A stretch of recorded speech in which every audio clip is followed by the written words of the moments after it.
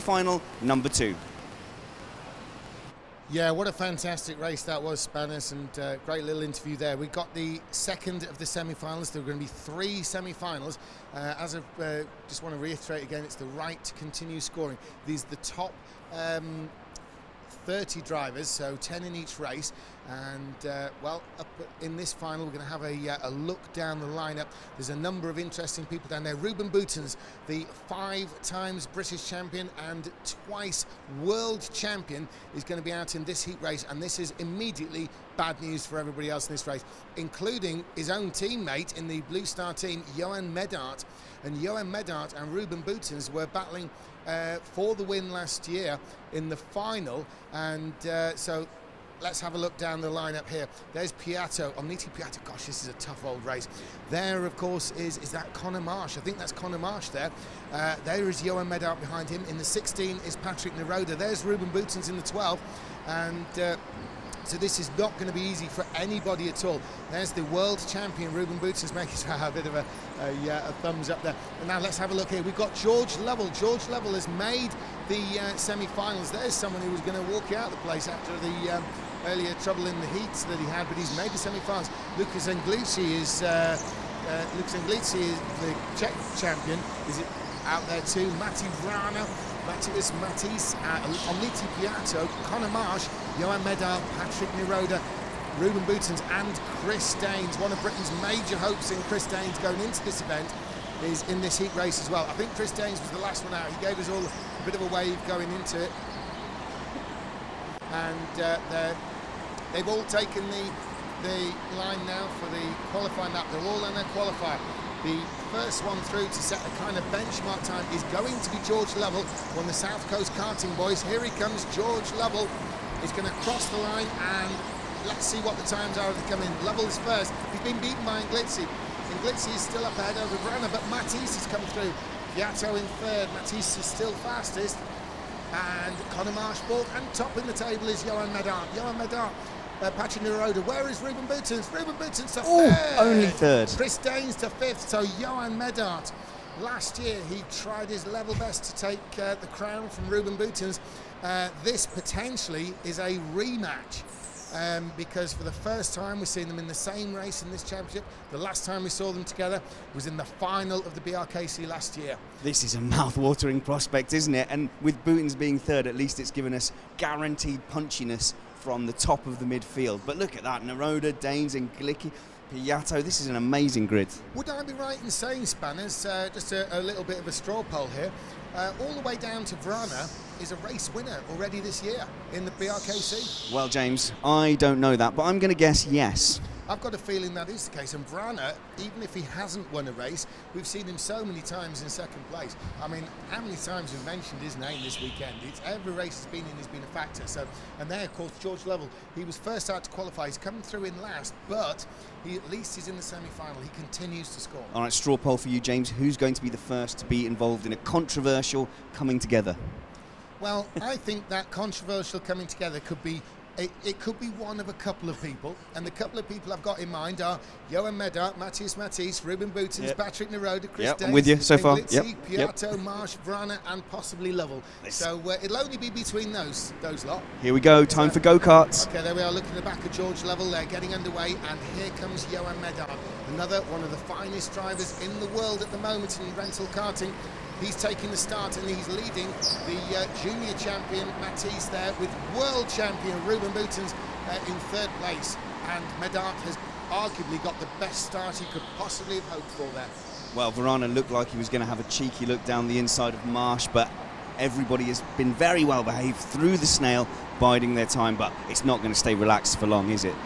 No, because you know, you're going to lose a lot of points. Anything except success here is going to mean you're out of the event, because all these guys have scored very well during the event. Medart continues to lead. Matisse wants to keep his championship hopes alive. Ruben Boutens, he wants 6. He does not even want second in this title. He may have won 5 of them before, but he wants number 6. Remember, there's £1,000 for the first place here. What? Ruben Boutens made a lot of money out of this already, and he wants to make some more. There he is in third place, hunting down Matisse, but it's Johan Medart setting the pace up at the front. But fastest on the track is Matthias Matisse, the former junior champion. and look at him go. Always sideways through the turn there. Ruben Boutons will be looking at that. Spanners, there's no breakaway going on here, is there? What does second place get? A trophy. Ah. Who's come in early? But whilst that pit's going on as well, you have to. Yeah, but also Lovell has made a move on Verana too. I don't think it's stuck, but he was up the inside over the start, finish straight, and no light has appeared. The light hasn't appeared, so he doesn't know, Marsh, whether he's made a good stop or not. And well, you've got to hope he's going to get the benefit of the doubt there. Well, but it looks like the timing strip is not working.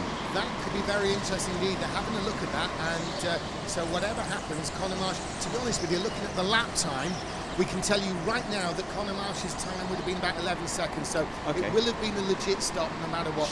To be honest with you, Conor Marsh is probably the sort of person who'll be making sure he does it right regardless of what the lights are saying. So he'll have a bit of a feel for how long. Well, basically, I think they were blank, so he was waiting for it to go green, but it was blank, so he just went.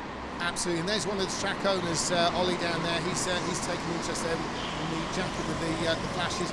Meantime, we've got Johan Medart with the lead. Is anyone going to come in the pits? It's probably not good for anyone to come in now, you know, because the marshals are in the pit lane. They're trying to fix it. That's a good point, actually. Yeah. And, what would they have done? Well, for them, it would be like a train coming down the track while they're working on the lines, wouldn't it? Yeah, of course, there was no way for any of the drivers to know that it wasn't a good time to come in and pit. But the front two have got to be wondering, when does Ruben come down the left-hand side of them, and when should they never leave a gap? But they both had left the sniff of a gap, and we know that Boutons doesn't mind breaking late into that last hairpin. And they're going to bring a red flag on. It's time to stop. Everybody's stopped, and except Piatto. Piatto's rolling. To stop. They're going to push him back for sure because few liberties taken there. Omniti Piatto. I think that was a safety issue because while the marshals were working on the pits, if one of the drivers had come in, what were they going to do? Well, exactly. I mean, the driver's going to be pretty committed. There's some deals going on down there. Look at that. Yeah. Danes and Engliski, isn't it? Englitsky, yeah. They're having a little bit of a conflab there. Just give it a little bit of a Czech twang. Bit of a mother's meeting. Yeah, Dane seems to be waving around a bit. Of course, he's got the Red Bull Kart Fight suit on, which he will have been awarded as a result of being a finalist. He said he borrowed it. On his other one. He borrowed it, did he? He borrowed that yesterday or last night, he broke the zip on his regular race suit, which clearly means he had too much of the famous Formula Fast pizza down there. But Chris Danes, of course, we're talking about the drivers listed as 5th at the moment, with Lucas Englitzi, the Czech champion, behind him. While they're working on the pit thing here, just to explain to those who may be joining us for the first time or not fully aware of what goes on in the pits, every driver has to make one pit stop under the international rules here, which the BRKC operates too. Now, when you come into the pits, you actually stop twice. What the idea of the pit stop is, you're going to be running through the pits for a designated amount of time minimum. You come through, you stop in one box, the light goes green, you move to the next box, the light goes green, and then you accelerate away. If you move too soon, it goes yellow, and you will have to come around and restart.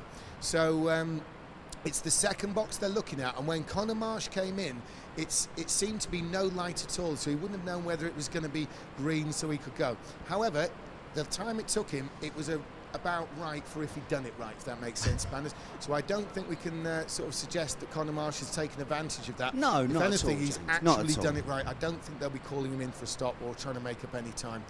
They'll just assume he's done it right. The lap time would suggest that. So are they going to go through the drama of pushing all the karts into the relative gaps like they did last time there was a red flag? Well, certainly they're going to be pulling Piatto back, aren't they? Because Piatto, even though they were under red, he was rolling forward. Obviously, his definition of stopped is different to ours. Ours is when the kart is no longer moving and the wheels have ceased to turn, and that's obviously not the case down there. This is Matti Vrana we're looking at. There's an excellent close-up. The presentation this year from Scruffy Bear has been amazing. Darren Cook in charge of the crew here, and the footage we're getting, and it's shout-out's got to be mentioned to Alpha Timing. Those boys there, they're moving more into the the professional timing there with Alpha Timing, and doing a fantastic, and it's making our job easy, Spanners. Of course it is, but I'm still a little concerned that marshal is wearing shorts. It is minus 1,000 degrees down on the track surface. Absolutely. BRKC is always running in the cold. It is January and we're in Milton Keynes, so it's unlikely to be hot. Well, I think those fans actually generate the cold, and that's what those fans are there for on top of race control. Well, we can't go against tradition, can we? Traditionally cold here. Now we can see the lights there.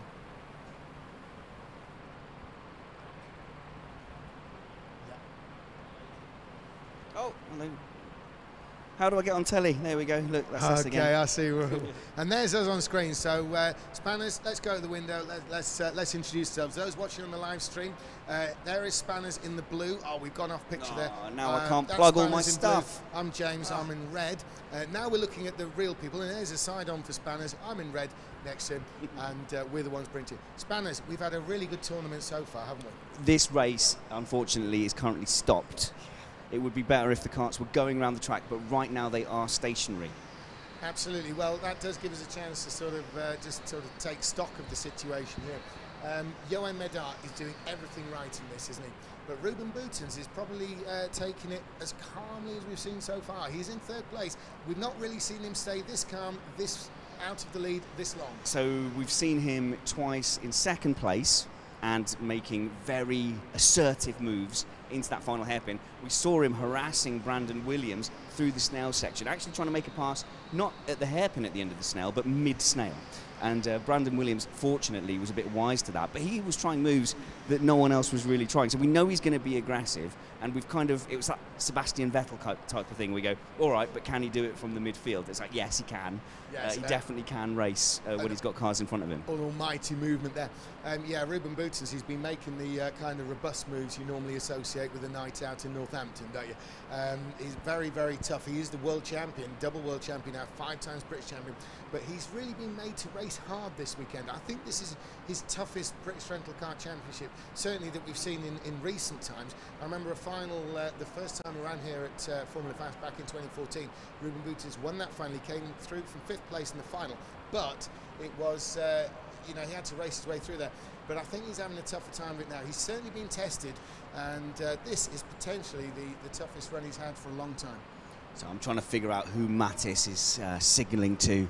Can anyone work out Mattis's secret code? He's sort of doing a forward wheel motion. To those at the far end of the pits. He's obviously got somebody there who's been giving him something. And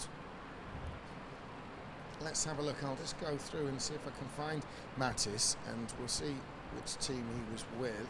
The marshals are briefing some of the drivers. I tell you what, someone's hopped out of their cart there. That is Mattis. He's out now, and now he's conferring with number 16, which is Niroda. That can't be regulation, can it? Oh, well, there we go. Under red car conditions. I hope no one tells. Let's not tell on him. Oh, we're on speakers, aren't we? Okay. Oh, well, there we go. We'll skip the court martial on this occasion. It's not normal, but is there a rule for when the pit stop timer isn't working? So we'll see what happens there. So Matisse there was out of his car. He was talking to Niroda, wasn't he? So well, what can we possibly read into that? I mean, chances are they weren't even speaking in English, so even if we were in hearing distance, we wouldn't know what was actually said. So Niroda there, well, it's not as if he's right behind him, so clearly there's no sort of deal as such going on. He's just saying, please harass Boutens as much as you can, so absolutely. I can concentrate on getting out in front of Medart. Indeed, so indeed that maybe that's what it was. Maybe that's what it was. So we'll find out. Obviously, the pole, Matisse. It was Niroda he was talking to. It was, yeah. That was Matisse and Niroda having the mothers' meeting. Well, Matisse is part of the Serba racing team from Poland. Of course, he was the he was the Polish junior champion last year, and so Matisse, he knows a lot about this kind of racing. Niroda is not even in the same team. He's racing for a Polish team, but different team. Well, perhaps perhaps it wasn't a nice chat. Maybe they were. Yeah. Maybe it was a threat. It could have been something. Could have been something a bit out. Now, what are they going to do with? They're having a word there with Piatto. Piatto, we saw make up a little bit of ground under the red flag, so they're sort of telling him a bit, but they're leaving him alone. So it could be good news for him. What's the name of Daines's team? Daines. And he's with because he's got some support down on the floor. Yeah, well, Danes has a lot of. He's in the Project for Frogs team, so you expect to find Arnaud Tinet down there somewhere. Look, they're lurking down there. Yeah, there is Tinet actually. As we say, everyone's favourite Frenchman. Roll-ups. He's on the side there. They're on roll-ups. Power's a scientist, and he's on roll-ups. Look at that. There you go. There you go. And maybe it's tight there. So we can see Arnaud Tinet there to the left of the screen. He's in the blue jeans. He's been competing as Arnaud Tinet, the Frenchman. He's actually in the same team, Project for Frogs, with Danes, who's in the blue suit, further along. So how many of these star racing type people have we got here? 3. We're talking the international drivers, yeah? Yeah, look. Well, it's really across the board, to be honest. There's Johan Medart up at the front, Matisse there second, Ruben Boutens third. I mean, you know, it doesn't get more star than Ruben Boutens. He's rated as the finest rental kart driver in the world. He's got 2 world titles under his belt and 5 British championships, as well as, you know, his own Dutch championship. He's been Belgian champion, Polish champion. You know, the list is endless. He just wins after win. Next weekend, of course, he's actually racing in the Swedish championships in Gothenburg. So he's got quite a busy schedule, as Ruben Boutens. Obviously, you know, if he walks away with £1,000 here, that's going a long way towards funding whatever he's then going to win in Sweden. So Ruben Boutens making a real good job of things. And then further back, Neroda, of course, originally from Poland. Chris Danes is appearing on increasing numbers of international championships. I think he was competing in the Belgium one last year or the year before. Lucas Englitzi behind. He's he's a reigning champion in the Czech Republic. He was racing the World Championship last year. And then, of course, you've got another Blue Star team driver in Piatto in the 14. So yeah, it's pretty full on here in terms of that international sense. Well, enough about the drive. Tell me about you, James Auld. How long have you been commentating on this series? You're Mr. BRKC. Oh, I'm just a once-a-year commentator, mate. It's I'm not very professional at all. Just once a year. I'm not in the same league as you and the others. Certainly I've been commentating the BRKC since 2013. I was driving in it. Were you? Yeah. And how did you do as a driver? Well, do you know what? I did actually win a BRKC heat race once. So you get a gold star. Yes, I did. And guess who I had to defeat to do that? I can't. Ruben Boutens. Not quite. I had to defeat series organiser Brad Philpott. You beat Philpott. I did. There we go. And you'd have been quite old still at the time. Well, like I was 43. old, as opposed to unbelievably old. Now this was a bit further back than that. In the early days of the BRKC. Yeah, what happened was I've been leading a long way. Philpott challenged me for the lead on the last lap. It was a proper lunge, but it was such he had to make a real go of it. And he did pass me, but into a hairpin. But he was going backwards while he did so. So I was able to tuck back inside. Literally, he was going backwards. He actually had spun past me. So luckily, I was able to take the win there. So when you eventually make your BRKC return, you'll have a gold star as a heats winner. Well, I'll already have earned one, won't I? Technically. Yeah, exactly.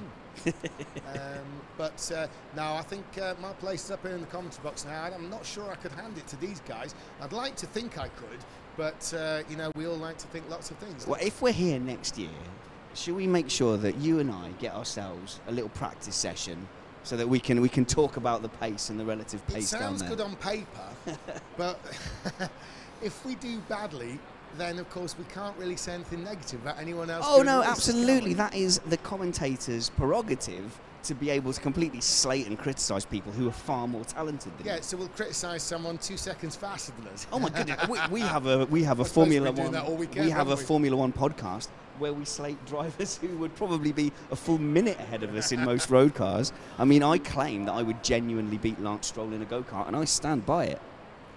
Well, if he turns up here next year and enters the BRKC.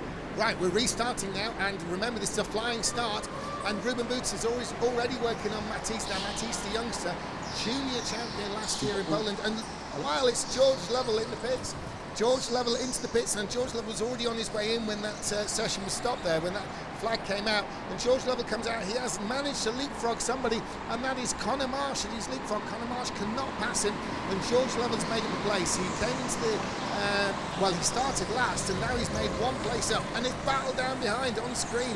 Sorry folks, missing that one. It's all kicking off. Spanners, talk us through it. I don't know what was happening. I think but Mattis ended up losing out a place to Ruben Boutens, and Danes has got past Neroda. That's the short story of how that's shaken out. Absolutely. I think it was everybody into the hat, shaking them out and thrown out again. And the outcome is that we have a bigger lead for Johan Medart, which is exactly what he wants. But in second place is the reigning champion, Ruben Boutens. Third is Matisse, and fourth is Chris Danes. So gains by Boutens, gains by Danes. And the Roder is fourth. Englicki has come through to fifth. Piatto is still seventh place. Grana eighth. If I was Medart, I would have accepted a smaller lead, but with Mattis behind me, than a larger lead with now Boutens behind me. Yeah, absolutely, and they're in the same team. They might be in the same team, but that does not count for this individual stuff. It's purely in name only. Of course, Blue Star are quite represented in this one. There's Piatto, who's the third of the Blue Star drivers in this race, circulating there in seventh place. You're struggling after that rich energy drink, are you? No, I'm struggling after the thought of having to do a practice session next year in the BRKC. So it is a lead though for Medart. He's not struggling at all, but he has got Ruben Boutens. Now look at this, Spanish.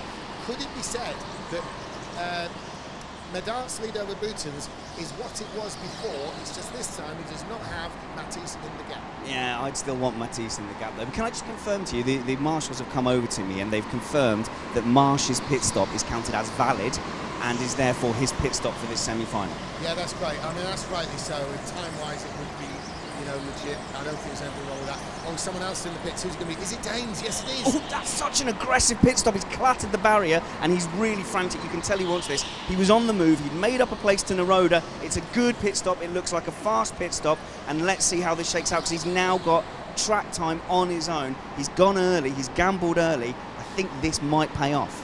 And it looks like it was less than 10 seconds stop there by Chris Danes, so that is absolutely epic. We're normally dealing with what's going on. Yeah, we've still got Medart in the lead, but a great stop there by Danes. That is about the best he can hope for, so it will mean it's the best anyone can really do. That's one of the record pit stops, that one. There's Chris Danes on camera now. He's trying to make a time. Look at that Eurolean there. You can tell he's been abroad with this one. And Chris Danes is trying to set a searing pace now. He's taken himself away from the competition, so he's not really now trying to defend any attack anything. It's all about lap times for Danes. Can Danes make some time up? Because what was he running? Fourth. He was running fourth, yes. Out fourth place. So an amazing attempt there. Now Chris Danes, he's got to be going for victory with that kind of strategy. Yeah, and it would not be a surprise if he was able to push forward. The key thing will be if and when Boutens closes that gap, how do they react? They're obviously their teammates. They know each other, but I've got a feeling that Medart won't want to just yield that place. I don't think it will be all friendly. No, and importantly from Medart's point of view, he is the fastest. His last lap was a new record for this race, and Medart goes across the line in the pits. Englicki. It's Lukas Englicki, the Czech champion. There is Englicki. Now, Englicki is English in Czech, if that makes sense. So you see on the side it says Englishman. But he hasn't been able to come out in front of Danes. Danes is still in front of Englicki. I'm sticking to that. Englicki. So Danes has actually managed to leapfrog Englicki there, and that is why Danes made that pit stop, to try and leapfrog these drivers unimpeded by running in a pack. So Danes, it's worked for him so far with that driver. Next on his hit list is Matti Brana. He's not going to challenge Brana without the pit stop being involved, but when Brana comes in, Brana's going to have to get out fast, and Danes would actually, on the face of it, potentially come out of this in third on what we're seeing on the gaps at the moment. So Danes, this could be an inspired move by Danes. We're looking at now, this could actually be something that makes a huge difference to him in this overall competition. So my instinct is a good stop by Mattis, and he's still ahead of Danes. So we'll watch that gap. Yeah, unfortunately Mattis does seem to have outpaced Danes a little bit on that lap, so maybe a slight fly in the orbit. Certainly I think now, if everybody pitted pretty much on consecutive laps, we would see Danes come out, when Mattis came out, Danes would be alongside him, and the battle would be for third. There's a fierce battle at the back as well, so Lovell and Marsh have both pitted and they're nose to tail as well, having a good battle in this semi-final. So being 9th and 10th in the semi-final is no mean feat either. Absolutely, we saw the first BRKC win for Conor Marsh, and Conor Marsh has had an amazing showing in this championship. Now, last place in the semi-final is probably not going to be enough points for him to go forward, but I don't believe he's made the semi-final before in the BRKC, and he's certainly never won. So great showings today and yesterday by Conor Marsh, but it's Johan Medard who's setting the pace now. Ruben Boutens is just 1 second behind, so I think Boutens is slightly closing in now on Johan Medard. They're from the same team, but there's going to be no love lost. Now, Johan Medard is the fastest on the track. He still is remaining quickest, but Chris Danes is setting a good time too. I was going to say, for Chris Danes fans or people who simply fear him, the gap has now come down to under 11 seconds between the third place Mattis, number 10, and Chris Danes, who is, I think, a relative fourth place. Net is the number 8 driver. So that's still a decent, easy pit stop, isn't it? Just under 11 seconds. Well, if he doesn't gain, at least he hasn't lost. You know, I know that sounds silly thing to say, but the fact is he had to take a risk on that early stop. I think everything would have been worse if he hadn't. So if he still comes in fourth, it's kind of nothing gained, nothing lost. But if anything, he may well leapfrog Mattis, and it's his best chance to do so by taking that pit stop. At the moment, we'll be looking a bit marginal, but we'll see what happens. Well, here's the key thing. He's got his pit stop out of the way, so nothing can go wrong for his pit stop. Medard and Boutens have still got to run that gauntlet. Absolutely, and crucially, there's no one in front of Danes that could cause him any trouble. And Glitzy is running with him, and if we look at it, actually, Glitzy is slightly faster than Danes. There's enough gap there that it's not going to be a fight. Now, we're looking there at the reigning world champion, Ruben Boutens. Medard crosses the line. There's Boutens second. And Boutens, well, he's actually staying a little bit slower than Medard. Medard is still the fastest by over everyone with each passing lap. It was 0.8 the gap early on after the restart. It's now 1.1. Yeah, that went up in that previous lap as well. There's Danes, there's Glitzy. They're running down the order, but they have made a pit stop. 7th, I think, Danes at the moment. Those in front have not stopped. The key one for Danes' point of view is Matisse, who is 3rd. Because if everybody stopped, it would be Danes versus Matisse for that 3rd place. There's Danes. I'll do the difficult maths for you as Danes crosses the line, don't worry. Get calculating, here's the line. It's going to take me a while, I didn't say it would be immediate. It's 11.3 the gap. Now, a lot of that is the fact that Matisse is running really quick. Bad news for Danes fans is that Chris Danes is still running 32.0, but Matisse is consistently running 31.9 now. Now Matisse is running 3rd, and he's effectively pulling away.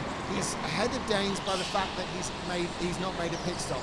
The time lost in the pits would mean that Matisse, that we're looking at there with the Red Bull backing on the back of his helmet there, he's actually trying to set some times now to pull himself clear from Danes, so when he makes his own pit stop, Chris Danes is behind him, not alongside him. It honestly looks like Marsh, following Lovell, has like a tow rope just attached. It looks like he's hooked on. Yeah, Velcro on the back of the Lovell kart, and the opposite Velcro on the front of the Marsh kart there, really, isn't it? We're looking at Matthias Matisse, who was junior champion of, I believe it's Poland last year. He's stepping up to the sort of senior categories now, and Matisse looking very good indeed. Clearly, this is the kind of performance that books himself a place in the final, and he's now got enough of a lead comparatively over the Danes who has stopped, that if he stops, Matisse, we're talking about now, who we're looking at, stops, he will come out ahead over British hope Chris Danes. The great British hope. Is he our hope, or Williams? He's the hope in this race. Well, there's 2 hopes in this race. There's Danes and Lovell. Danes, of course, by definition of running ahead of Lovell, would thereby be the bigger hope, shall we say. I agree. So they're still happy. We've not seen anyone in the pits for a long time, and it's really, you know, Medard is actually improving. Ruben Boutens has set the fastest lap of the race, and there's Matthias Matisse, the Polish driver, flicking back away from him and coming down the backstretch now. That looks like Chris Danes. Now, Chris Danes is the highest placed Brit in this race. And the road is in. 7th. No, it's Verana. Oh, sorry, Verana. Yeah, Verana out of 6th place. So Verana, where will he come out? It actually could be down below Marsh. I think he's going to be 8th. He's just come out ahead of Marsh. Now Marsh and Lovell have swapped positions over last, and Verana is just in front of them, so it could well be a 3-way fight over, well, either 8th place or last place, depending on which way you're working. Let's call it there's 8th. Verana, there's Marsh, and there is George Lovell, one of the South Coast karting boys, and there is Verana, who by coming out, making that pit stop there, has come out ahead of Conor Marsh, earlier race winner. Now then, one thing to slightly look out for is Neroda actually catching Mattis, which could have an effect on Danes' race. If Mattis starts looking behind him and starts getting bogged down in that fight, then Danes can start making up some of that pit window, which has sort of kind of increased, because I think Mattis is now well clear. If he was to pit now, he would pop out in front of Danes still. Yeah, Mattis, who has not stopped, is actually 12 seconds in front of Danes, who has stopped. We work on the idea that a stop is going to cost between 10 and 11 seconds at this level, so Danes would be behind. But it's really close now. Conor Marsh, the British driver, against Matej Vrana from the Czech Republic, and Marsh is making a race of it. They're right down the order, but Marsh is not to be reasoned with here. He's going to have a go. There is Vrana. We've caught that with the camera now, and there's Marsh, and there is Lovell. So this is really hotting up down there. Over 8th place there, Vrana, and look at Conor Marsh. He's out for blood here. So once the pit stops shake out, we're going to have, in theory, a four-way battle for 3rd place between Mattis, Neroda. Oh, there's a move there, and Vrana's been... Vrana almost pushing about it. Conor Marsh had to give him room. Oh, and there's going to be contact. There is contact. Now, there's going to be no bad pass given, I don't think, because although George Lovell makes it through, Lovell on Vrana, they're side by side, heading for the snail. George Lovell's got speed, Vrana has got position. No, Vrana's going to turn in early, so I don't think they'll be given the bad pass flag, because he's lost out. The aggressor was the one who lost. Oh no! Oh, and a spin out there. That's not How fantastic. do we call that? They were side by side. Fairly, oh gosh, yeah. That's They've fairly got Vrana clear. facing the wrong way. They don't want to take any chances. As I say, we run the international rules. An incident is so rare, but if you look, there's Vrana facing the wrong way, yeah, in the middle of the road with Lovell stuck in the barrier, blocking the route on the right. But just look, 20 feet back, race leader Johan Medart. They have to stop the race. Here's Medart, we can see on camera. This is the perfect angle here. So Vrana would have actually blocked the track. So the marshals have taken the exceptionally quick thinking idea of red flagging immediately, which means all cars stop. There is Johan Medart. We can see the back of Medart, the race leader. George Lovell was in the incident with Matej Vrana coming off the snail section there, Vrana in red, and of course the track would have been completely blocked from Medart's point of view. He'd have absolutely slammed head on into one of them, and so a great call there by the track management. As I say, international rulings here, and this is how it works, quite simply. So quick thinking there. However, if we look back, we've now got a new fastest race lap. There's Chris Danes, a new fastest race lap person, and that is Patrick Neroda, who is running 4th. So Patrick Neroda is in 4th as we look at Chris Danes. There is George Lovell, was in that incident with Matej Vrana. We'll see what happens. If it was Lovell's responsibility, instead of giving a bad pass flag, they're just going to put Vrana in front of him, which is what has happened. So no bad pass or incident causing flag for Lovell. They're probably just going to stick Vrana in front, which is what happened. As we look across those beams on the live stream there, we've got Danes in right in front of us, but if you look beyond there, over the other side of the track, the red of Vrana hidden, and George Lovell with the green side of the helmet. Back from there is Johan Medart. We get a great view of the rear of Johan Medart there with George Lovell up ahead. Matej Vrana, you can just about see in red behind the marshal there. So as the camera pans, there's Neroda. That's Neroda, who's the fastest on the track at the moment. And as we keep panning round, we may see Ruben Boutens. I think Ruben Boutens is there. That's Ruben Boutens. And the extreme left of the picture there, the reigning double world indoor champion, Ruben Boutens, and 5 times British champion here at Formula Fast. So Ruben Boutens, the Dutchman, exceptional talent there. He, of course, is running 2nd at the moment. So Marshall's talking to Patrick Neroda there, and yeah, on the screen, and that's part of our camera crew, Giles. So well done indeed there, Giles. Now, it looks like they're getting ready to make a restart. Behind Ruben Boutens, we can't see that they're being pushed back. Got to assume that's Mattis. Yes, it's Mattis, the Polish junior champion from last year. I'm reading the live stream comments. I'm not going to read any of them out. No, really, I'm not. This is very silly. There's Keziale, who was competing in the BRKC last year and I believe the year before. So Kezia May, we've seen a lot of her on the track. This time she's at the side of the track, and someone next to her taking a swig. Well, they're finally offering her a bit. Well, it was her drink in the first place by the looks of things, so okay, but Keziale, we've seen in action. She's not in the competition this year, but we saw her in previous years, so Keziale. There's the incident being, we've seen the incident again. Lovell, yes, it was definitely incident there between Vrana turning in, Lovell trying for a pass. Side by side, couldn't really be helped, to be fair. No penalties really needed because they've been put in position relative. Now we're going to be given a restart. Once again, it's Piatto getting pushed back. So Omniti Piatto, the one most likely to take liberties under red flags, and this is the level of competition. Got to take what you can. That's an outrageous slight on his character. Well, it's all right. Apart from the fact he's already done it twice. There is a penalty to George Lovell. Yeah. Advantage by contact. Yes. That has been pushed back. He's been pushed back though. So has that penalty been awarded by him being moved back behind Vrana now?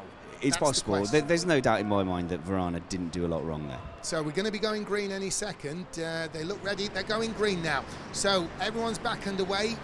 Still Medart in the lead. And let everyone get up to momentum. We'll see where we're at. So Medart onto the backstretch. He's got Lovell and Vrana. Now Lovell's making another lunge at Vrana. And Lovell really working the Czech champion behind. And turning in, it's Medart from Medart pits. Well, the leader coming into pit, he's got to go for a fast one. This is the time where you want to take risky pit stops. He's all the way out the seat. He's actually stopped quite close to the light, but he has got away. It is green, and into the pits behind is 14 as well. So Piatto comes in, and he's under a little bit of pressure as well. Danes flies past. In Glicky, does he fly past? Yes, I think he does. There's a bit of contact, but both survive. Piatto slots in behind. Absolutely, we've seen that Johan Medart, a good stop there. We'll see what it is on time. Johan Medart, well, we'll see how that is. Yeah, it's a long Here comes Ruben Boutins, and actually the number 10, which is Mattis, was planning to come in, but Boutins came in, so Mattis decided to carry on, and Boutins has done a decent stop and comes and slots out behind Johan Medart. The gap is roughly the same visually. I would expect Mattis to now come in the next time. He did quite well, and to be fair, Boutins put his hand up in plenty of time and gave Mattis time to change his plan. But they both had their hands up. Yeah, very sportsmanlike behaviour there by the reigning world champion. He's come under and the same situation has happened again, because Naroda was also planning to come in. He's changed his mind last second, and the engine has sputtered on Mattis's kart. Let's see if that's cost him any time. We expect him to come out and slot in just behind Ruben Boutins and in front of Chris Danes and Glecki and number 14 Piatto. Okay, as watching Matisse, let's have a look at the times. What's it done? I'm trying to find him. Well, Naroda, number 16, you would expect to come in. He was fully planning to come in before Mattis. So yes, here he comes. Naroda comes in for a pit, slides into the pit lane, stops very short, hits the tyre on the inside. He's got an engine problem as well, and I'm not sure that he has completed that first stop successfully. The second one is green, but Naroda, let's have a look out to see if that was a clean stop. He's come out on track in front of Mattis, but he may have done that by being a bit too quick on the first set of lights. Now, letting the revs drop seems to be hurting some of these people. It's really, really important not to let those revs drop.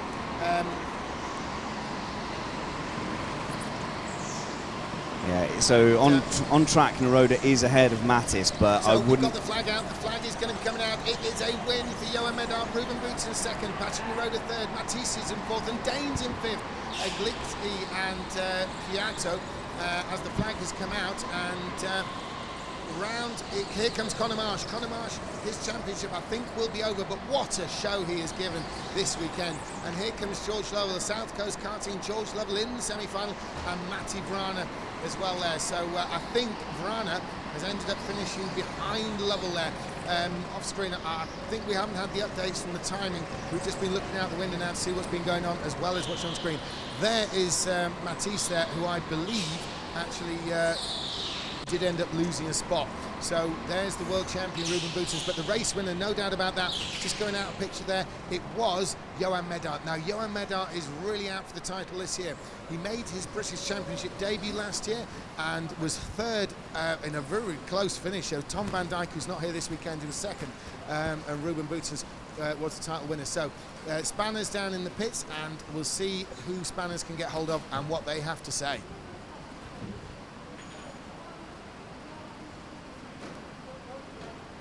You'll come have a chat with me, won't you?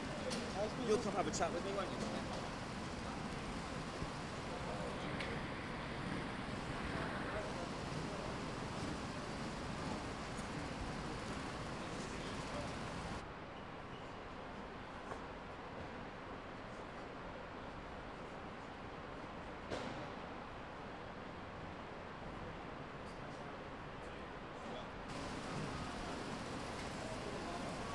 Hi, very, very exciting semi-final there. 2 red flags, a bit of argy-bargy at the back. It didn't affect the guys at the front, but what we saw was million-time world champion Rubens Boutins soundly defeated by this man here, Johan Medart. You kept like a 1-second gap on Rubens. How did that feel? Yeah, I was a bit afraid about the last red flag. I was thinking maybe it's less than 1 second, you know, maybe, I don't know if you want a little bit time, I don't know, but it was difficult. I'm exhausted, yeah. So you and Rubens, you're wearing similar colours, similar coveralls. I'm assuming when it gets to the final, you desperately want to beat him. Yeah, I think so. What are your chances? Because you looked like the faster man there. Yeah, but I lost a lot during the last heats. You know, I did before, so the final will be difficult. Good luck. We're rooting for you. There's a lot of people rooting for Johan Medart. Always puts on a good show. But let's see, BRKC favourite, Danger Man Chris Danes. I think you've put in a great performance there. Obviously, tactically, you came in early, and that didn't quite roll out how you wanted it to. I thought I had more pace than Neroda, and so I forget who was in third.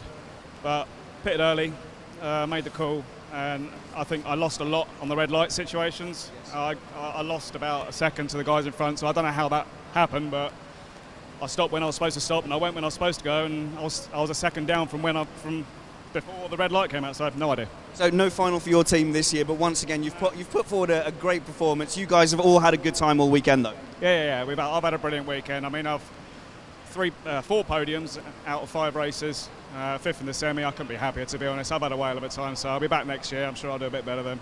But yeah, great. Thanks for the entertainment, Chris Danes. We'll see you in 2020. It's not optional for you. You have to come along. That's a great second semi-final. Lots of drama in that semi-final. We've got a third final here with some big names as well. Lewis Manley, Ed White. So back up to the booth, James, for semi-final number 3.